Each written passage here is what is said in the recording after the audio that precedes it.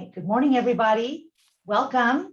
My name is Andrea Slatopolsky, and I am a contractor with the Firstborn Model Office here at Santa Fe Community College.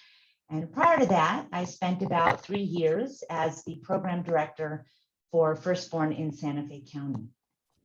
We are really excited to have Ana Marie Garcia as our speaker this morning. Many of you were with us yesterday afternoon, and you heard Rebecca Riley speak yesterday about home visiting as a way to return to Indigenous family support. Today, Ana Marie is going to speak to us about the power of storytelling and the impact of using culturally responsive methods in early childhood home visiting. Here at Firstborn, we understand the importance of and we work hard to honor that approach. A couple of quick things just before I introduce Ana Marie to you. We know Zoom has its issues, as we've already found out with the chat not working. Hopefully we can get that fixed. If you lose connection or if the meeting stops, we will restart the meeting and we will be using the same link. So please do rejoin if that happens. A couple of other things. Please watch for links from us in your email if you'd like to watch today's session again, because we will be sending out the recording in a couple of days. Also, if you'd like to find out about the trainings that we offer to home visiting professionals around the state through the Institute for Innovative Family Programs. And finally, if you might be interested in hearing about job opportunities with the Firstborn Model Office, jobs that can be done almost entirely remotely. So we encourage applicants from around the state for that. And finally, you can keep up to date by joining our newsletter at the Institute's website or liking us on Facebook. And it looks like Maria is putting those links into the chat right now. Thank you very much. Finally, just a quick note, we hope to have time for Q&A at the end of Ana Marie's talk. But if for some reason we don't, please put your questions in the chat and I'll keep track of them and we will make sure that we get back to you with answers on those questions. Okay, Ana Marie Garcia. So Ana Marie is the Vice President of Early Childhood Education at the Lanel Foundation, where she's worked for more than 10 years. Her true passion really lies in meaningful collaboration with statewide early childhood partners to strengthen their capacity to support children, families, and communities through advocacy and education. She's been instrumental in Firstborn's expansion into Northwest New Mexico and several of the northern pueblos. She's currently working on an initiative in partnership with the 8 Northern Indian Pueblos Council that is strengthening early childhood and family support systems in each of the 8 Northern Pueblos. Ana Marie has a master's degree in early childhood special education and is currently working on a doctorate degree in early childhood social justice.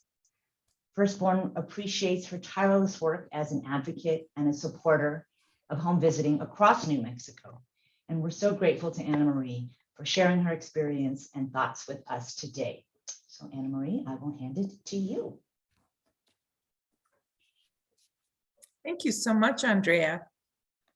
And thank you all so much for joining us. We were just talking about how different it is to do presentations virtually. So I just want to invite you all to, if you can, keep your cameras on so I can see you and get cues from you. But also, I encourage you to ask questions while we go along. I know sometimes it takes a little longer, but I like that interaction. As Andrea said, you know, I've been a part of Firstborn for a long time, and it has a very, very special, special place in my heart. So I don't know if you all know that Lanel Foundation was instrumental in bringing Firstborn to the state. We were interested in replicating a home visiting model that we felt would work well in New Mexico. And we discovered Firstborn in Silver City with a woman and her husband who was a pediatrician, and she's a social worker, as you probably all know this story, in Silver City. And we decided, wow, this really looks like something we could do. And so we replicated it in Santa Fe County, Rio Arriba County, and Los Alamos County. Shortly after that, the Kellogg Foundation saw the incredible outcomes that were coming out of this. Well, that was nice of Peter, Heather.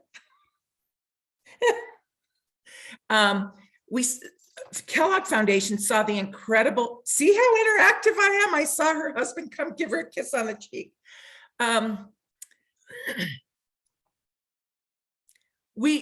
Kellogg was very impressed by the outcomes that came out of this home visiting program. And they said, would you take it to the Northwest, to McKinley and San Juan counties, which included the Navajo Nation and Zuni Pueblo, as well as Farmington and other areas. And even though it wasn't our catchment area, we felt like it was a great opportunity to get home visiting out there.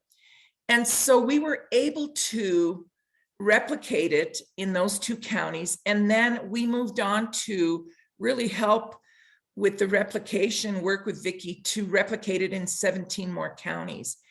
And I say this for one reason, and that is because through this replication, we saw that Firstborn really truly did work beautifully with lots of different cultures. We saw great success on the Navajo Nation. We've seen great success with Firstborn in Pueblo communities, in immigrant communities. We've seen incredible outcomes in Ecuador, where Vicki actually took Firstborn to Ecuador. I helped her with translating, and all of a sudden we had these women who had never really, they were up in the mountains and had never really had the experience of having someone from the outside come and work with them on their children. And we saw what a beautiful model this was for all kinds of families. And so we know that Firstborn works with lots of cultures. We also know that cultural competence requires caring, respectful relationships. And I always say relationships are key with families. And it's only through that understanding of the cultural beliefs, the customs, the values, the traditions and practices of all the families that we work with in our diverse state that we're going to be successful. And so when we think of how we did this, I went to Vicki and I said, Vicki, what made Firstborn so successful? Why were you able to be successful with so many different people? And she said to me, we listened to the stories. And so upon talking with her more, that became a very powerful statement for me. And it also became something that I always remembered. And so what I would like to ask you to do now, and actually RJ Martinez, who works with me at the Lano Foundation as a coordinator of services, is going to help us do this activity. But what I would like for you to do is go to the chat and you will find a link. And so RJ, do they need to write their name before they click on the link? No, no, they're not. So the Mentimeter link is up and ready, and I can put it in right now. Okay, so go ahead and take it from here, RJ, including the question. You're on mute. Sorry about that. I think I'd be used to that by now. Good morning, everyone. Buenos dias. And if there's anyone from the 8 Northern Tablelands here in northern New Mexico, I'm putting a link into the chat that you'll be able to click on, and I'm going to share the screen here. So if you click on this link, what it will do is it will take you to an application called Mentimeter. And in Mentimeter, we have a question for you. And the first question is, what's the first thing you think about when you hear the word storytelling? And so if you click on that link, you'll have an opportunity. If there's more than one response you have, you can put 1 to 3 responses. So you'll click on that link, you'll enter your response, 1 word, 2 words, and then you just hit send. And then as you're sending it, you'll see all of that populate here on the screen, just like that. Perfect. You guys are experts. So RJ, where do they write their names? In the chat? In the chat, they can write their names in the chat. Okay, so write your organization and your name in the chat. My apologies. Yes. That's okay, RJ. So you're seeing here what you think about when you hear the word storyteller. And we all know that stories come from a number of different places. They come from pieces of art. They come from petroglyphs, a piece of pottery, a Vincent van Gogh painting. You know, I learned about Vincent van Gogh, and when I heard his story that he sold one painting before he died in poverty, that's a very powerful story when you look at his work. And his work becomes much more alive and meaningful when you know that background. The same with the Mona Lisa. Michelangelo painted that many, many years ago, and people are still trying to figure out what is behind her smile. And so we know that through storytelling and through the many forms of storytelling that we come across in our daily lives when we're building trust, relationships with people, we know that those stories are their experiences. They are the core of cultural awareness. And our role is, how do we learn to separate observation from interpretation? Because some of us might see the Mona Lisa painting and think nothing of it, and others would think it really truly is worth the many millions of dollars.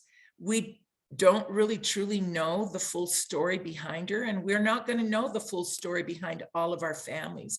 But our role is in getting to know families and getting to understand what we're doing. It opens us up to share stories of our own. And so, RJ, can we move from this and show it later?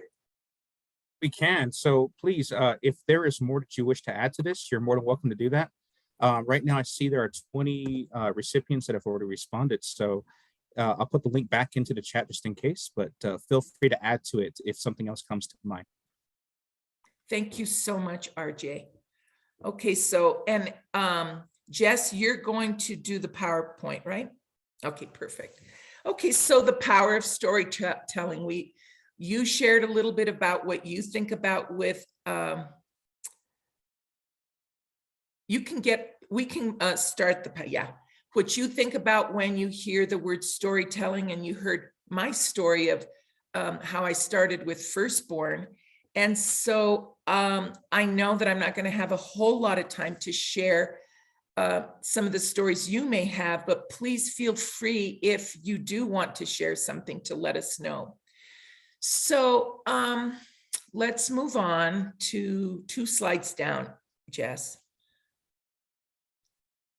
So we already did this. And so we ask ourselves, why stories? And as I mentioned, I asked this to Vicki. I said, how does it work? And she said, the stories. And so when I started talking with her about this interaction and this idea of sharing stories, it became very clear to me that that was a very powerful way to learn about other people. In fact, in our work with the 8 Northern Indian Pueblos Council and the Pueblos that we have worked with, we learned about what they were interested in and actually built 8 early childhood plans. And I'd say 75 to 80% of that was through stories. And part of that is because we can all relate to stories. We've all been hearing stories since we were little. We know that stories strike emotions, and not only our emotions, but our intellect. And they help us understand others' experiences and how that fits into our own experiences. We know that stories are accessible. And we know this because every single one of us has a story. Stories can be very enlightening. We may think we know something about someone, whether it's a high school teacher or someone in our youth that we felt strongly about, and then we learn something more about their story and it becomes very enlightening. We also know that for people to share stories, it's very empowering. It's empowering to be able to trust someone to the point where they can say, well, this is my story with my child, or this is my story with my background. And it becomes a very effective way to share information. You know, another key reason why stories are so important is that we now know that the human brain is wired for stories, because we have two sides of our brain. One is the emotional and the other is more the cognitive, intellectual thinking. And so we know that through stories, we are going to be more through stories and the emotions, we're going to be able to remember things better. And so who knew that stories were good for the brain? When we're listening to the stories in with our families, we see that they offer rich information, but not only is the information rich and valuable, we start seeing it in the context and the insight of that family, whether that family is 1, 2, 3, or 12 people. This next part is the interactive part of stories. You heard my story about Firstborn, and each of you has a story of how you started home visiting or how you started working. Well, we know that Firstborn has certain fidelity issues that we need to talk about with people. So it gives us the opportunity for us to talk about what it's like. What is Firstborn like? What is the description? What is our role? What is your role? What do you want to learn from this? It comes with very open-ended questions, but through this process, you're starting to see your home visiting model and the activities that you were taught to do through your training and home visiting. You know that building of respect and trust is very important. And that comes with you sharing, this is what I know about Firstborn. Tell us about what you want from this program. And sharing of that information starts your process of looking at assessing the family.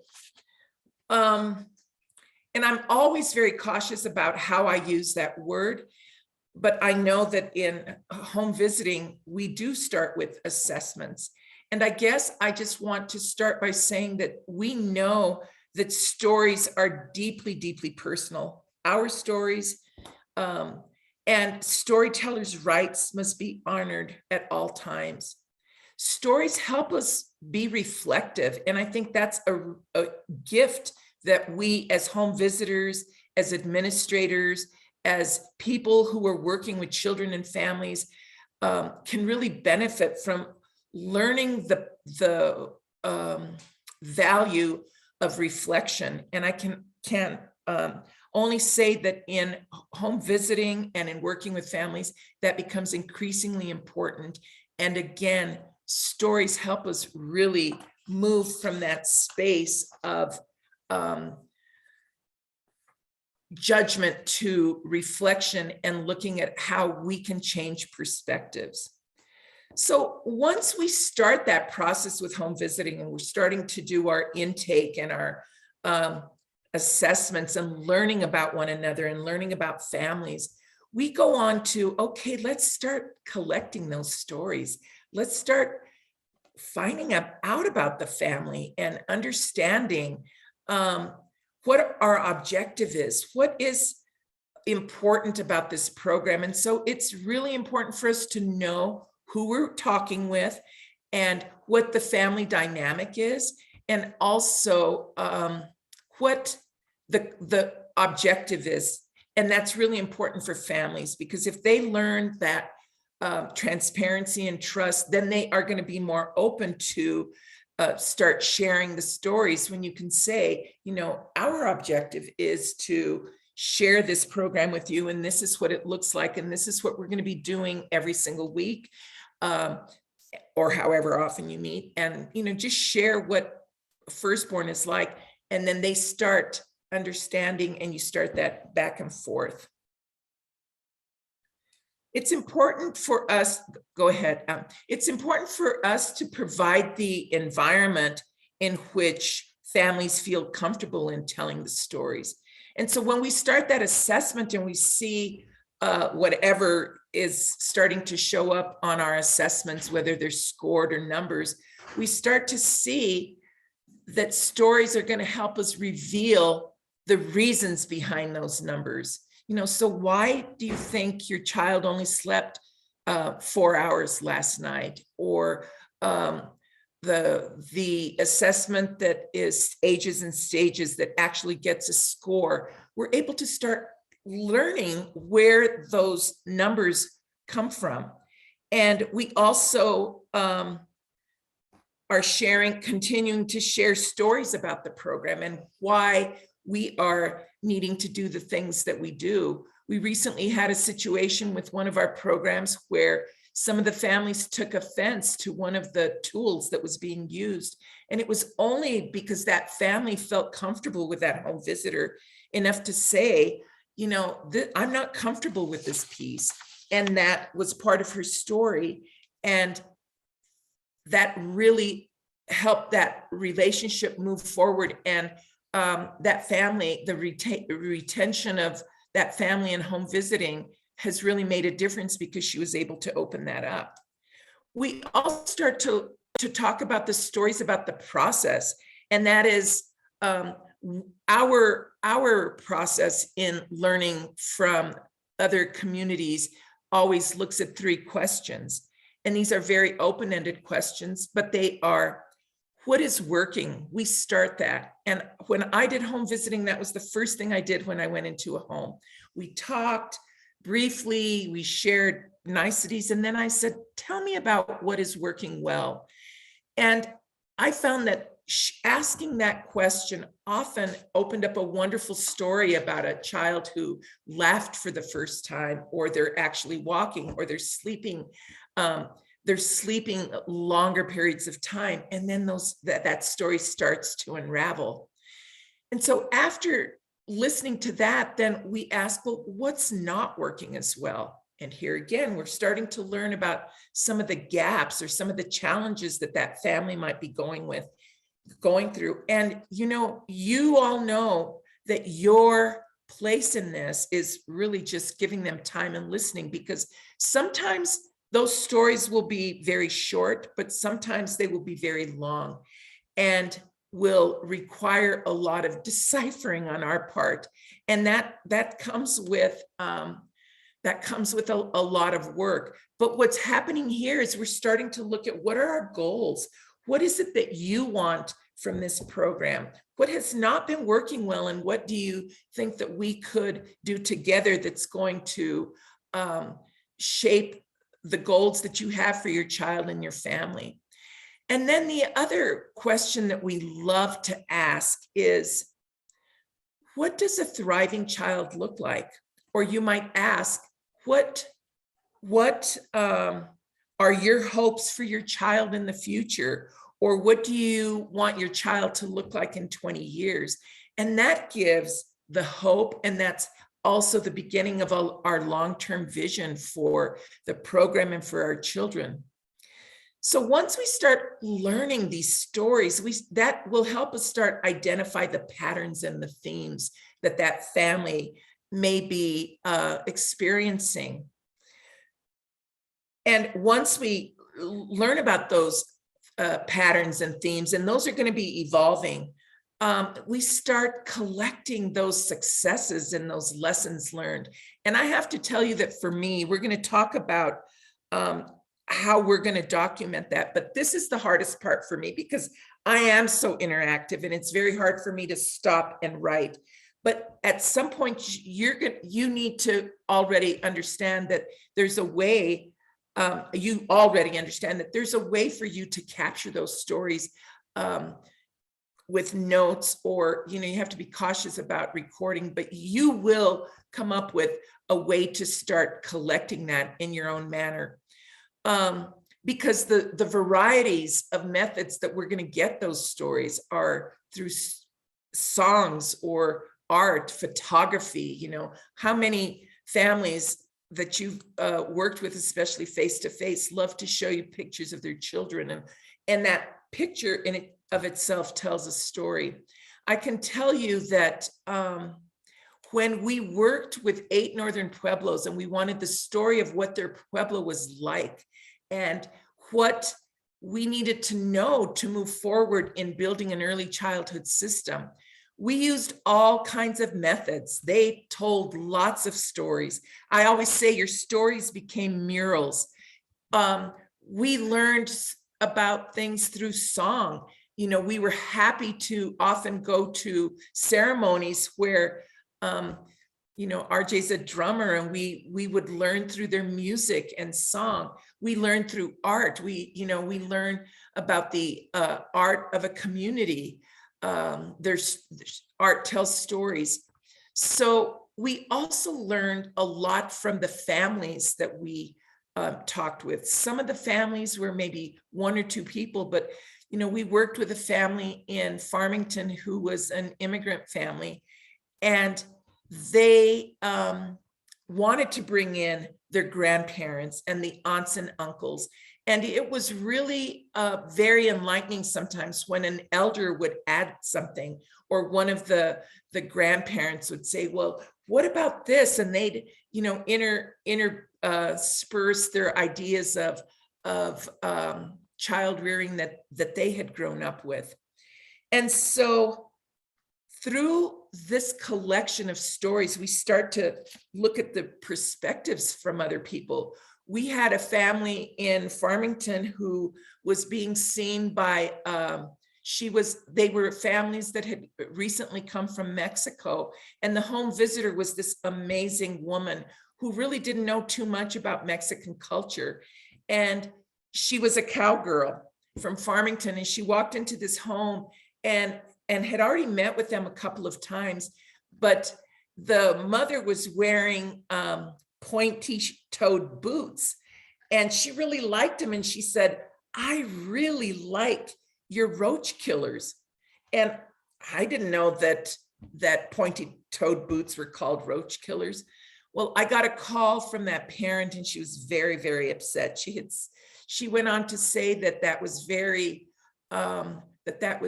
insulting to her, that they did not have roaches in their home. She hadn't heard that colloquialism. So we gathered together and we talked about it, and we were able to share different perspectives. But that's an example of how not really truly understanding people can lead to conflict.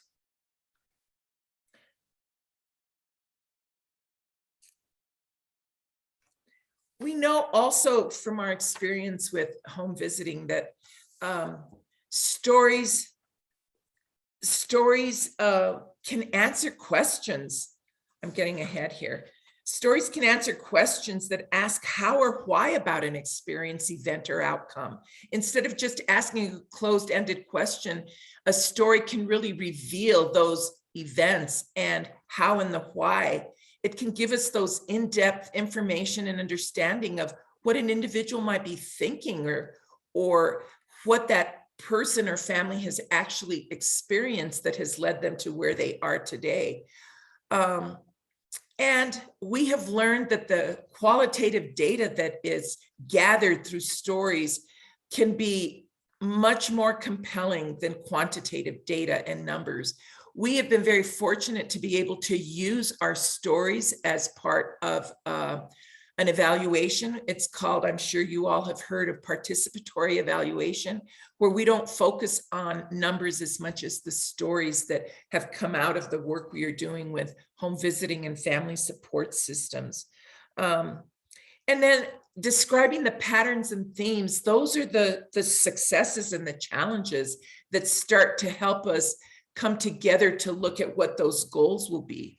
So we know that that's what stories can do, but we also know that stories cannot easily answer questions about things like how much or how many or how often did that happen. You know, when somebody is telling you a story about something that happened, if you stop and say, well, how many times a day is that? Or it totally loses the power of the story. And so we know that numbers and asking the outcome is not easily attained through a story at times. We also know that stories cannot easily provide information that is generalizable. Is that even a word?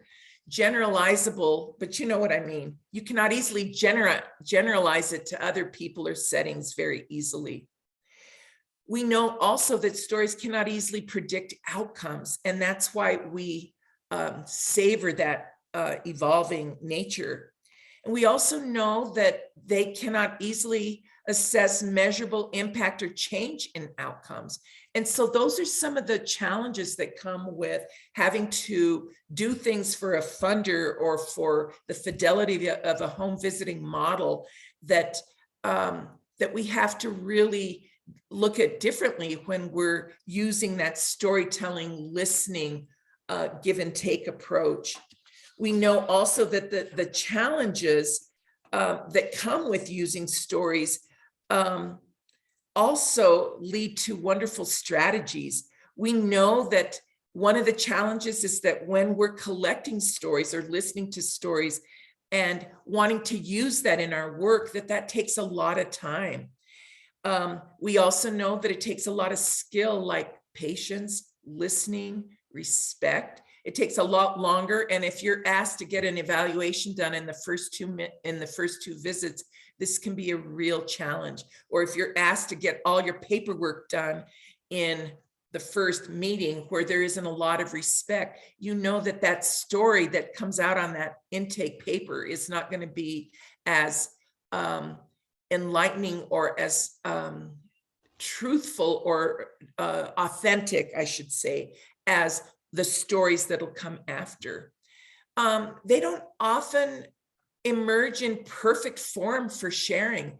And this is one of the conundrums that we have because we believe in these stories and we believe in the patience and respect and the trust that is gained.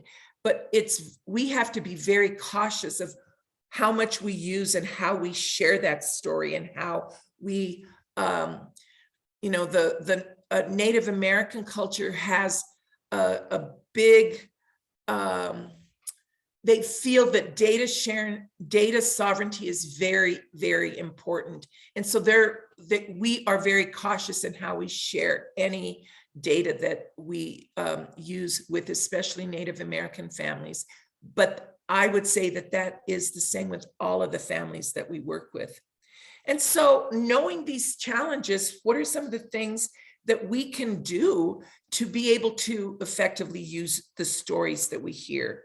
Well, we have to plan carefully. And I meant here stories, not storytellers. So we choose the stories thoughtfully and organize them in editing what we have to do. So if we hear stories that we think are very private, how do we edit them in a way that is going to be respectful to that family? So we have to reflect on how to develop guidelines or protocols for ourselves for how we're collecting the stories that we're hearing and how we'll review them and make sense of them to continue our work with the family, and how we share that with other members of our team. And I always say, you know, the more transparent we can be with families in asking them, the better the outcome. As we know that it takes time, and we know that planning time for several rounds of editing and verifying of those stories, what you hear right away may change the next time. And that's okay, because we're looking at the big picture with these stories. And sometimes having to collect the smaller details is the more challenging. And that's what you need to go back with families and say, did I capture this correctly?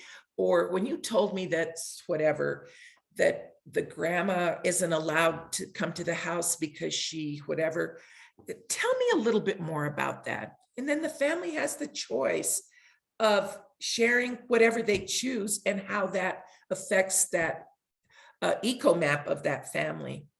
So then we start looking at how do we analyze these stories? And again, analyzing, I couldn't think of another word, but how do we start making sense of these stories so that we want positive outcomes? How am I doing for time? Oh, good. So that we have positive outcomes at the end of our home visiting journey with these families.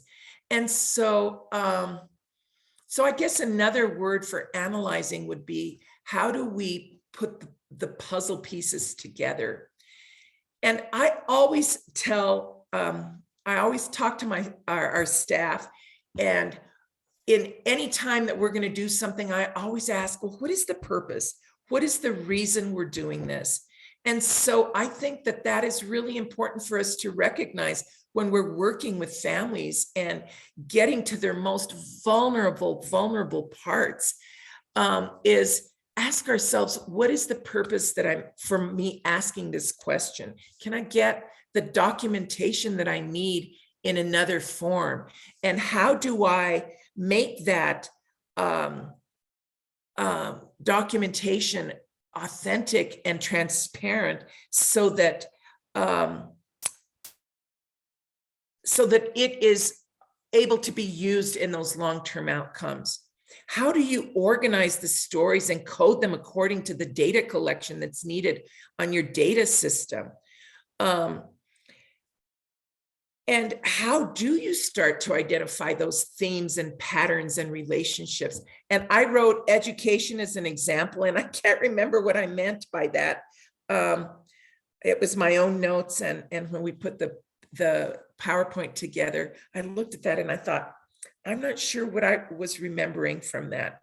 But anyway,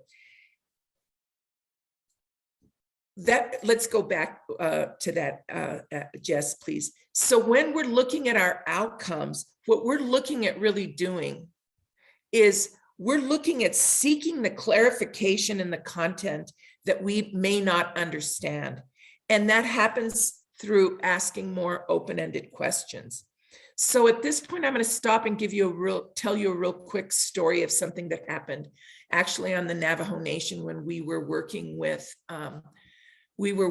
families out there. It was such an absolute beautiful experience because we used the time to learn as much as we could about, we had a whole year to plan. And so we learned as much as we could about the culture and the traditions. And it was really beautiful. So we started working with this young woman who was a single woman who lived in a very, very simple hogan on the Navajo Nation. And she had a baby who was maybe 2 months. And I'm going to tell you, her name was Lily. Okay. And Lily had this brightness. And she and the mom, it took a little while, but they started coming to this beautiful relationship. And home visiting was going beautifully. This mother was hungry for anything that she could learn about how to improve the life of her baby. And so before we knew it, Lily was almost 2, and we had really considered her a success story. And so one day the home visitor called me and said, Lily and her mom disappeared. The hogan is empty and they're gone. And I said, well, do you have any idea where they went? No, not at all. And we just really felt disappointed. We felt like, well, maybe this wasn't the success story that we thought it was going to be. And we just were really worried about what had happened. Well, after about 2 weeks, the home visitor did some asking around, and oh no, I am wrong. The mother came to the office and talked to the home visitor and brought Lily, who was wearing this bright pink dress, and she was so happy. And she said, I just had to come and tell you that because of your program, because of the Firstborn Home Visiting Program that I was a part of for almost 2 years, she said, I realized that if I was going to do anything for my child, I needed to go back to school. And so I found a child care place at the school. My daughter's going to daycare there. I'm going back to school, and I'm so happy that I feel like I have this whole life ahead of me.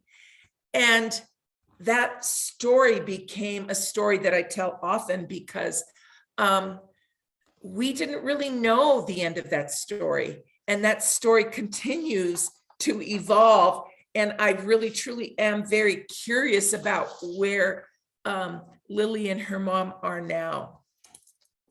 So let's talk a little bit about, we've got our outcomes, and now it's time to document, and it's time to start evaluating our work, and it's time to start really talking about public awareness. You know, we still only have less than 10% of all the families that are eligible for home visiting, receiving home visiting. And so it's important for us to try to get all of the story of home visiting and why more families aren't looking at it as an option, and how can we evaluate the family as well as the family experience with home visiting, as well as home visiting in general. And so the biggest tip that I can leave you with today is looking at not all stories can or should be shared.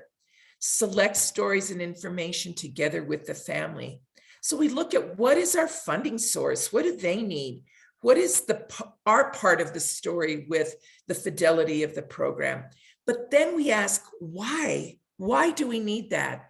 And I can tell you that my work with Tekla, in working with a large number of families from many different diversities, Tekla and Firstborn are very open to the question, why do we need that, and what could we do differently? Who is the target audience? It's important to know our families. Not all families are the same, and how you listen to that family and that family's story will shape the success you have in that family going through the complete journey with you. We need to make the story information understandable, not only to the family, but to our organization as well. And so we know that the stories can also help us support the improvement of the goals that the families have set for themselves. You know, tell us what has happened since we set this goal. What has worked and what hasn't worked. I think I have another slide. Thank you, sorry. And then also, we know that stories of our families can deepen administrators' understanding of participants' experiences. We had a family we were working in Zuni Pueblo, and we had a home visitor who was amazing. She had like an 80%, and on the Pueblos, that's hard because many didn't have homes, but she had like an 80% attendance by her families. All of a sudden, I saw that there was horrible attendance, and I thought, something is going on with his home visitor, and I was very disturbed that many of the families were dropping out, and it just seemed to be this dip in services over a month period. And so I called her up and I said, I'll say her name was Shelly. Shelly, can you tell me what's going on here? I'm looking at all these families leaving. You haven't seen this family for 3 weeks.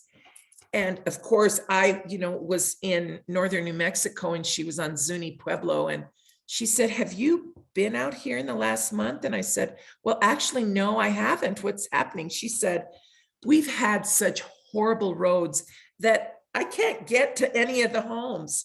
And of course, this is way before virtual, but the numbers and the picture that I had as an administrator of this home visitor who had not seen families for almost a month was very different when I heard her story and the story that the families had experienced on Zuni Pueblo.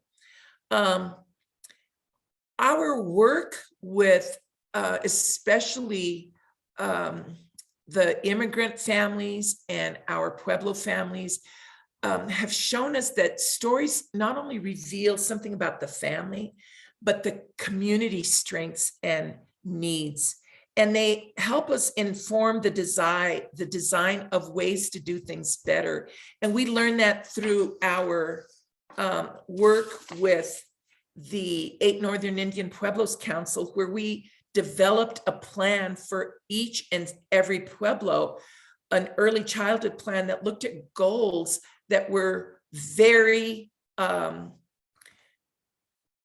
individualized to them. We learned that each of the Pueblos was very different and they had very different communal stories.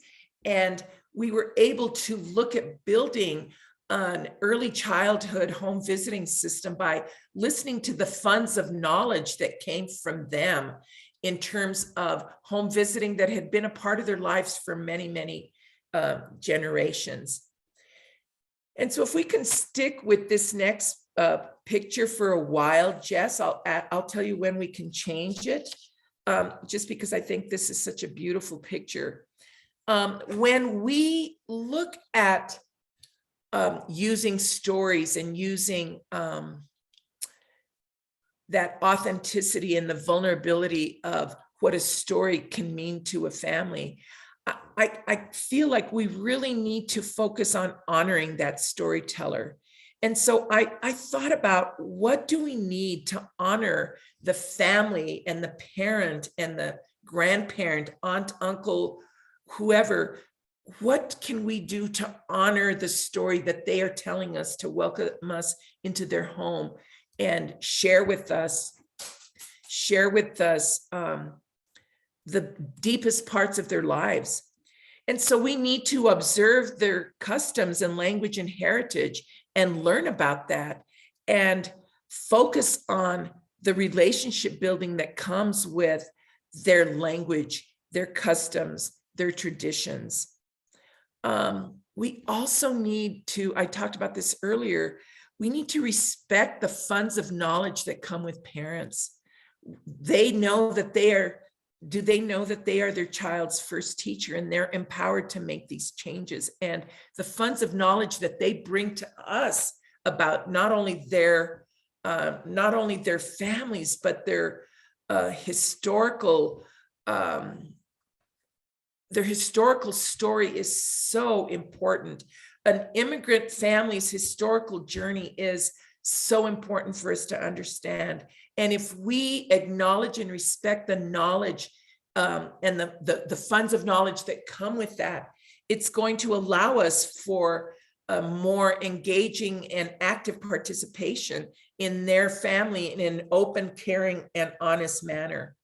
We need to observe confidentiality and ethical practices at all costs.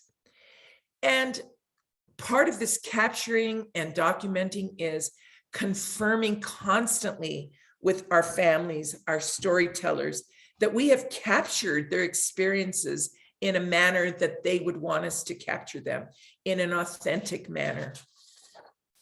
So Jess, you can go to the next slide. And basically, I just shared all this with you. I just didn't want to lose the beautiful picture that came with that honoring. But this is, these are just some ideas for how to continue to honor that family on your journey together.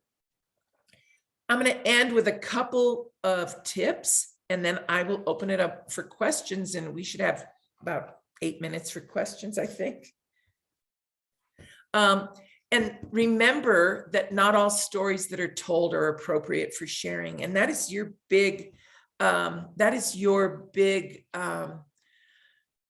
job here is to really look at the task at hand is how do we balance that? Because we know that at the time, and I know I have been through this where I sometimes think, why did I tell them this? Or why did I feel like I needed to reveal my dirty laundry to so-and-so? Or you need to remember that storytellers or families might not fully understand the need for confidentiality until after they have shared their story. And so it's through that building of trust, of relationships, of care and honesty and transparency that we can get to the point where a family might be able to share things that are much too, and you all know the safety piece is different. I'm talking about other confidentiality that may just not be appropriate to share with anyone, and the respect that we need to have for that family. And I use here a picture of the Black Mesa because I can see it when I look out my window, and it's on actually San Ildefonso land, and it's very sacred to them. And I end my presentation with that word, and that is sacred, because what might be sacred to us may not be sacred to someone else, and vice versa. But if we value the idea of sacredness in our work, not only the sacredness that comes with our work and what the story we have, but the sacredness that comes with the rich stories that our families have, and how we balance those rich, beautiful stories with their journey of improving the outcomes of their families, which many times have incredible, incredible challenges. And so now I open it up to stories, comments, questions, ideas. RJ, while we do that, well, no, actually, I'd like to see people. So any comments? Or an hour isn't a whole long time to delve into something like storytelling. So please feel free to, there's 37 in the chat. So most of the comments in the chat are introductions. Okay, good. Right. But I would just encourage you all, if you don't feel comfortable speaking out loud, you can drop something in the chat, or please unmute yourselves. And I know that Anna Marie loves interaction. We were just talking about that before we started. So please feel free to unmute yourselves and ask your questions. Yes, Tabitha. Sorry, I was just going to use my raise hand thing. I realized there's a lot of us and that was silly, but you saw. So awesome. Hi, everybody. And this isn't so much a question. It's just a comment. You know, I really appreciate how you brought up the validity of storytelling, and how it is such an important part of our work, you know, being able to be a part of that family's story and to hear it, and then to be a part of it, and then to share it, right? And how you had mentioned the sacredness, really being aware of, like, we get to be a part of something that not everybody does, right? Those interactions with families. And when they do maybe share something and then have those second thoughts or that question in the back of their mind, I'm glad that we're a safe place, right? It comes back to that, because at that time when that conversation happens, I can imagine that the home visitor and the family would have that moment together, right?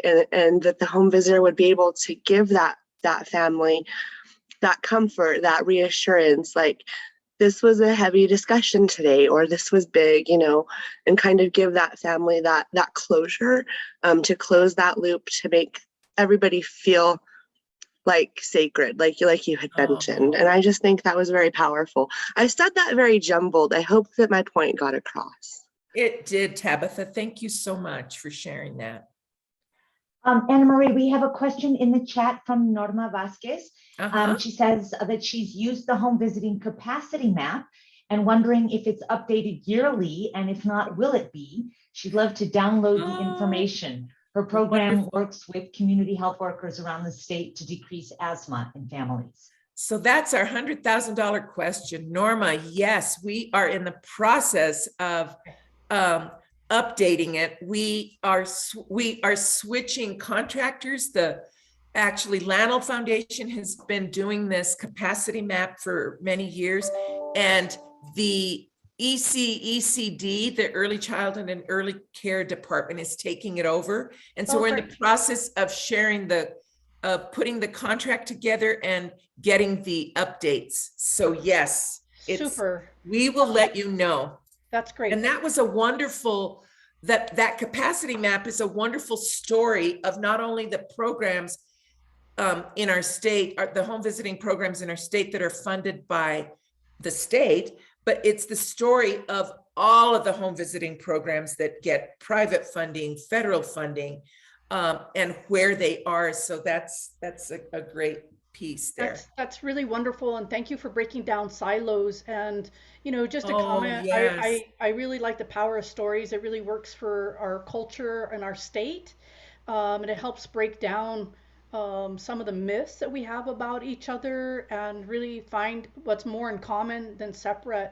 But those of us, like for example, I work for the asthma control program, and we're really trying to reduce the rates of children going to emergency rooms with asthma and provide. But community health workers and first people that visit families can also see the environmental impact that it has on their families. So you're the only ones that can walk in and just like, oh, I think something's not quite right. And of course you handle it correctly, right? But you're like, oh, your child is not breathing well.